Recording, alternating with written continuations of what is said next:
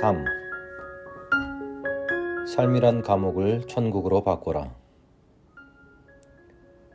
저는 앞에서 이 세상은 우리가 만든 이름과 생각들이 모여 만든 꿈 같은 곳이라고 말했습니다. 그렇습니다.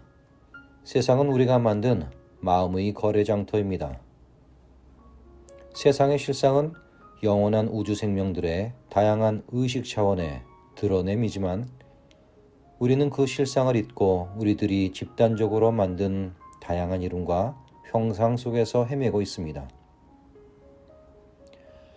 우린 영원한 우주 생명 그 자체인 자신의 본질을 망각하고 일시적이고도 물질적인 이 몸만을 나라고 여기기 시작하면서 그 몸을 잘 먹이고 입히고 보존하고 나아가 즐겁게 하는 일에만 집중적인 관심을 기울이기 시작했습니다.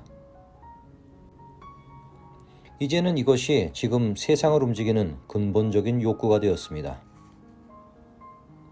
그런데 알다시피 세상의 물질은 유한하고 그래서 거기엔 경쟁이란 원칙이 도입되었습니다. 우리가 지금 하루에 대부분을 일하는 데 쓰고 있는 것은 바로 이 경쟁에서 뒤처지지 않기 위해서이죠. 그리고 우린 그 경쟁에서 이긴 사람들, 남보다 더 빨리 움직이고 그래서 더 많이 가지게 된 사람들을 성공한 사람들이라고 지켜 세웁니다. 하지만 이 경쟁은 전체적인 구성원들의 관점에서 볼 땐 소수의 성취자와 다수의 그렇지 못한 자를 양산하는 게임입니다. 그래서 그런 게임의 장에서는 늘 다수의 성공하지 못한 사람들이 나오게 되어 있습니다. 이것이 바로 세상 사람들 중에 행복한 사람들이 적고 다수의 우울한 사람들이 나오는 이유이며 사람들이 인생을 고해라고 부르는 가장 큰 이유입니다. 하지만 이것은 가만히 생각해보면 하나의 물질적인 성취도에 근거한 관점일 따름입니다.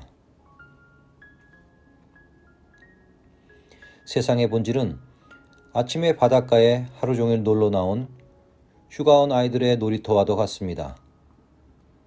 거기에선 누가 더 좋고 더 큰 고무 튜브를 가졌나 혹은 누가 더 빨리 멋진 모래성을 쌓아 올렸나 하는 것 등이 더 즐겁게 놀 수 있는 성공한 기준이 되겠지요. 하지만 저녁 때가 되면 아이들은 그것들을 다 놓고 숙소로 돌아가야 합니다. 그때 너무 열심히 놀다 보니 돌아갈 숙소가 어딘지 잊었다든가 가지고 있는 튜브나 모래성이 너무 아까워서 못 돌아가고 울고 있다면 그 아이는 그날의 놀이를 그다지 잘 놀았다고 볼 수는 없습니다. 그래서 이렇게 전체적인 것을 통찰해 본다면 아이들의 그 놀이는 바닷가 어디서든 재미있게 놀고 그 재미있었던 마음과 우정을 가지고 기쁘게 숙소로 돌아간다면 그것으로 잘 놀았고 성공한 휴가의 하루였다고 말할 수 있을 것입니다.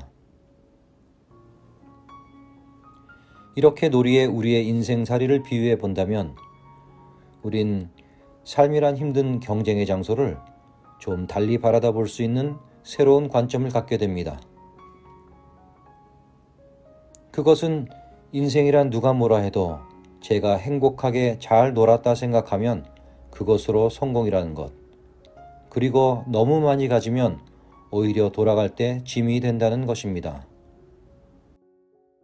우리가 인생에서 진짜 얻어야 할 것은 바로 물질이나 그로부터 오는 쾌락이 아니라 그 시간에 얼마나 깊은 우정과 사랑을 배웠으며 그 놀이를 통해 얼마나 존재와 삶에 대해 밝은 지혜를 터득했느냐 하는 것입니다. 사실 세상은 우리가 만든 수많은 마음들이 만든 환상의 거래장터입니다.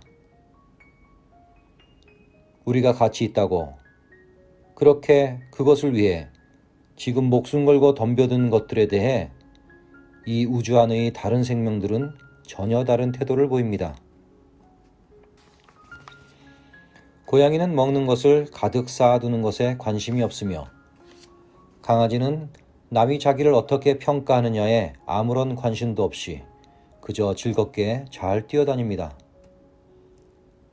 남자들은 여자들이 왜 남들의 미적 시선에 매여 사는지 이해하기 힘들어하며, 여자들은 남자들이 왜 그렇게 지위에 관심이 많은지를 잘 이해 못합니다.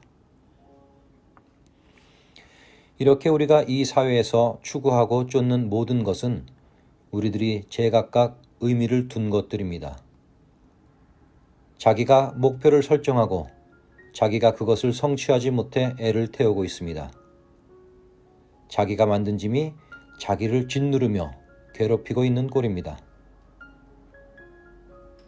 그래서 저는 이런 원리를 밝히고 우리들이 사는 자신의 삶을 보다 더 큰 관점에서 바라다보고 우리가 진정으로 의미를 두고 추구해야 할 것이 무엇인가를 다시 생각해보고 그것을 향해 자기의 삶의 방향을 조정할 때 우리의 삶은 이 단순한 물질적 경쟁사회란 고통의 감옥에서 벗어나 하루하루 빛을 향해 나아가는 기쁨 속의 천국으로 바뀔 것이라고 생각합니다. 깨달음이나 구원 혹은 성공 등 정치적인 가치들도 마찬가지입니다. 모든 사람이 그것에 대해 가치를 다 똑같이 부여하고 있는 게 아닙니다. 당신만이 지금 그렇게 하고 있습니다. 당신이 만든 생각의 회로에 당신이 걸려 있습니다. 그래서 당신이 결국 지금 하고 있는 게 무엇인가요? 그것은 정신적으로나 육체적으로 수고하고 있는 것입니다. 당신이 스스로 만든 논리의 덫에 당신이 희생되고 있습니다. 그래서 이 순간 빛나고 즐거워야 할 삶이 우리의 마음 안에서 회색으로 변하고 그 찬란한 빛을 잃고 있는 것입니다. 이것이 감옥입니다. 우리가 스스로 만들어 자기에게 씌운 멍해죠. 저는 우리가 우리에게 설정한 목표들이 다 부질없다거나 다 없애란 얘기가 아닙니다. 문제는 우리가 너무 그것에만 빠져 있다는 것입니다. 우리는 이미 영원한 생명이며 그렇다면 우리가 할 일들은 다만 체험하는 것밖에는 없습니다. 공부 잘하는 학생과 공부 못하는 학생의 차이가 뭔지 아십니까? 잘하는 학생은 즐겁게 노는 것처럼 공부하지만 못하는 학생은 마지못해 한다는 것입니다. 이처럼 우리가 이 삶에서 어차피 누려야 할 체험들을 우리는 즐겁게 놀이처럼 할 수도 있고 무섭게 여기며 벌받는 기분으로 할 수도 있다는 것입니다. 나의 삶을 이젠 집단의 생각과 잠재의식으로부터 벗어나 나만의 놀라운 것으로 바꿀 때입니다. 내 삶에 나만의 시각을 부여하고 나만의 정원을 가꾸며 나의 꽃을 피울 때입니다. 이것이 내 안에 진리가 생생하게 되살아나고 꽃 피어나는 비밀입니다. 이제 내 삶이란 것을 군중 속의 정신적인 집단 수용소에서 나만의 천국으로 바꿀 때가 되었습니다. 그리고 저는 이제 이 책 속에서 당신과 손잡고 그 길을 함께 사색하고 즐기며 걸어가려 합니다.